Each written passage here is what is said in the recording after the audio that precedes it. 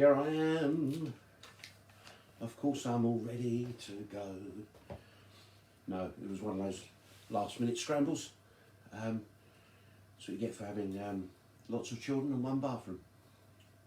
Hey. Right.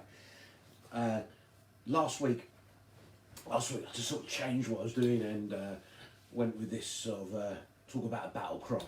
And then on Friday, Graham, he picked it up and sort of went, yeah, I'm going to talk about a sword.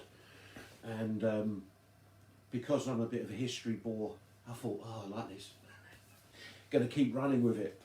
And of course, I want to talk about shields, because I love shields.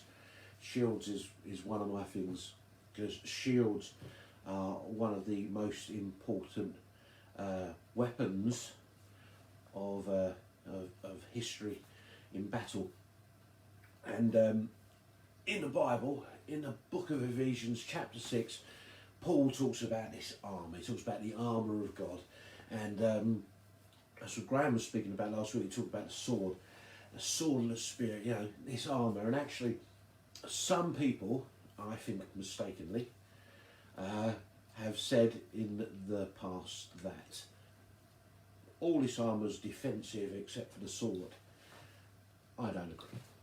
It's not true. It's not defensive, and it's not about defensive. It's about offensive. It's about going into battle, not about defending yourselves.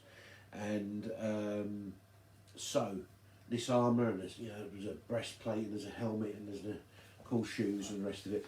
But of course, I would like to talk about the shield, because, as I say, shield, as far as I'm concerned, is offensive. And actually, historically, if you looked around about 5,000 years of military campaigns up until like the mid first millennium, you know, the shield was the most important thing. See, people generally, for 1,000 years, fought battles in a shield wall.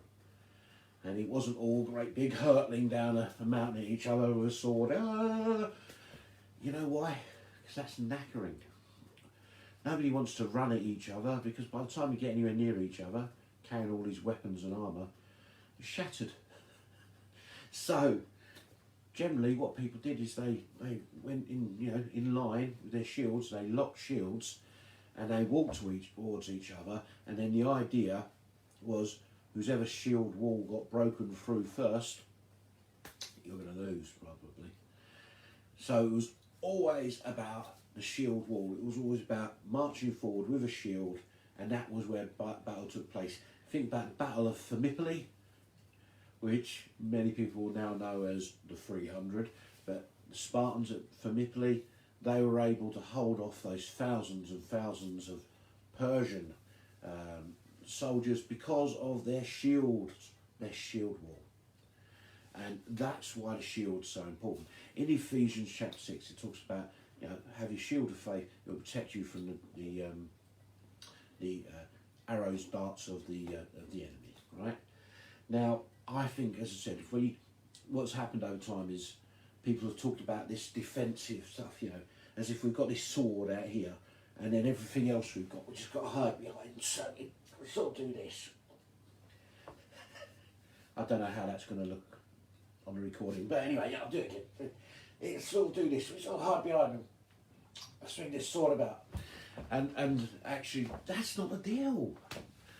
That was never the deal. The thing is, as I said, in breastplate, you know, not talking about the back, you've got the helmet, we're all about heading forward, right? And the thing is, with that shield, that is going to be that first entry into battle, because it's going to hit the shield of the enemy. So it's actually not something that is meant to be sort of cowered behind. It's not something we're sort of like scared about. It's actually something we pick up and walk forward with. It's called Shield of Faith, because you pick it up and you walk forward with it.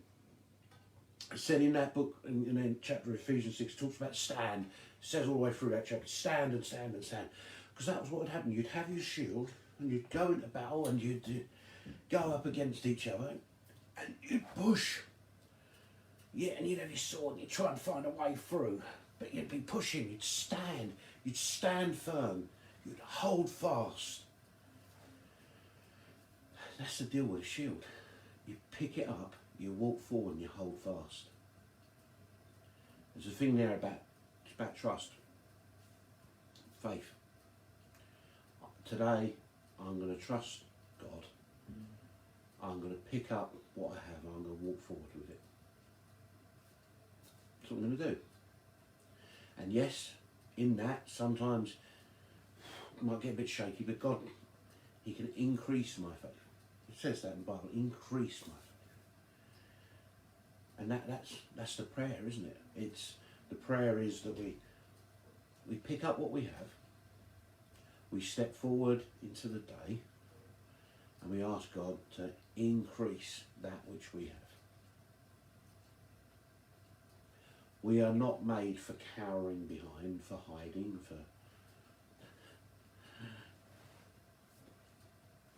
that thing. We're made for moving forward. Not people of fear. People who move forward. So that's my encouragement. I love the fact that I can bore you a bit of history while we're going on here. But this is the reality. That shield of faith is something we pick up. And we can pick it up today. We're going to run forward today. We're going to step forward today.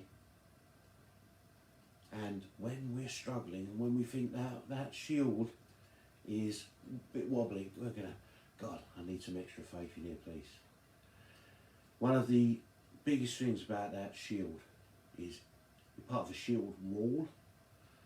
And that's what you do, you lock shields in a shield wall. And this week as a church, we are doing this 24/7 prayer week. And you know what that's us doing?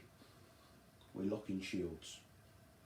We're standing in watch together, we're praying together, and we're moving forward together. We're the shield wall. We're locking shields. We move forward today. Have a great day.